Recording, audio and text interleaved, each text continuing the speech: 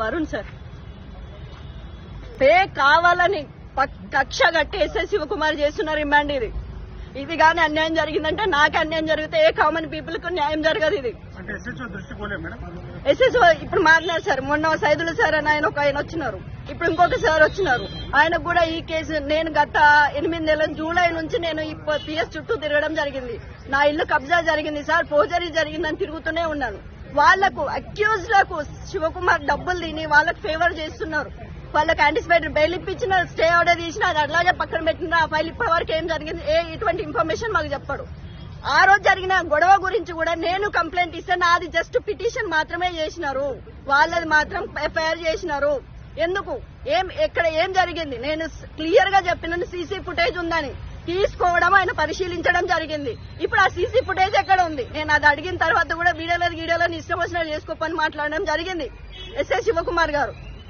ఆ రోజు 3rd తారీఖు మా అమ్మగారు వచ్చి పిఎస్కి వచ్చినారు అన్నారు కదా, తీయండి ఆ వీడియో తీయండి. నా దగ్గర కూడా CC4 కెమెరా సీసీ ఫుటేజ్ ఉంది, నేను కూడా తీస్తాను. ఇప్పుడు అన్యాయంగా నేను నా హస్బెండ్ కట్టెలు తీసుకొని కొట్టినామని చెప్పేసి ఫేక్ MLC సర్టిఫికేట్ పెట్టి మమ్మల్ని రిమాండ్ చేయాలని చూస్తున్నారు. ఇది కేవలం ఎస్ఐ శివకుమార్ దౌర్జన్యం, కక్ష, పాత కక్ష. మమ్మల్ని ఇప్పటి వరకు పిలిచి మాట్లాడలేదు సార్. ఆ రోజు ఎఫ్ఐఆర్ కంటెంట్ లో మీ అమ్మగారు మీరు కొట్టారా, మీ అమ్మగారేనా, మీరు కూతురేనా, మీరు అల్లుడేనా, ఒక్క మాట ఇప్పటివరకు ఎస్ఐ శివకుమార్ నాతో మాట్లాడలేదు. ఏకపక్షంగా లాస్ట్ టైం కేసులో, ఫోర్జరీ కేసులో కూడా ఏకపక్షమే పోయింది. అక్కడ అక్యూజ్డ్ వాడు, ఇక్కడ అక్యూజ్ నేను. ఇక్కడ కూడా మినిమం ఎంక్వైరీ, ప్రిలిమినరీ ఎంక్వైరీ అంటారు సార్, అది కూడా జరగలేదు. ఎవరు ట్రైనింగ్ ఇచ్చినారు? ఆయన చదువుకోలేదా? మినిమం నేను ఒక WPCని నాకున్న నాలెడ్జ్ ఆయనకు లేదా? సరే ఎంక్వైరీ చేసినావు, నువ్వే బేసిస్ మీద? ఆయననే కొట్టినా నేను కొట్టినా?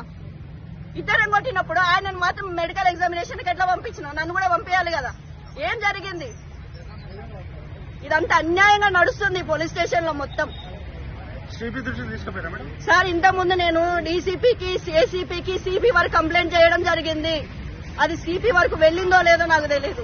మేము చాలా సార్లు సిపి ఆఫీస్ కు వెళ్లి కలవాలని ట్రై చేసినాం, మమ్మల్ని కలవనీయలేదు. గోవర్ధన్ గిరి సిఐ సార్ మమ్మల్ని సిపి ఆఫీస్ లో కింద కూర్చొని మాట్లాడుతుంటే కూడా మమ్మల్ని వెనక్కి పిలిపించేసినాడు. మమ్మల్ని సిపిని కూడా కలవనివ్వట్లేరు. మరి నేను యూనిఫామ్ వేసుకున్నాను, నా పరిస్థితి ఎట్లా ఉంటే కామన్ పీపుల్ పరిస్థితి ఎట్లా ఉంది?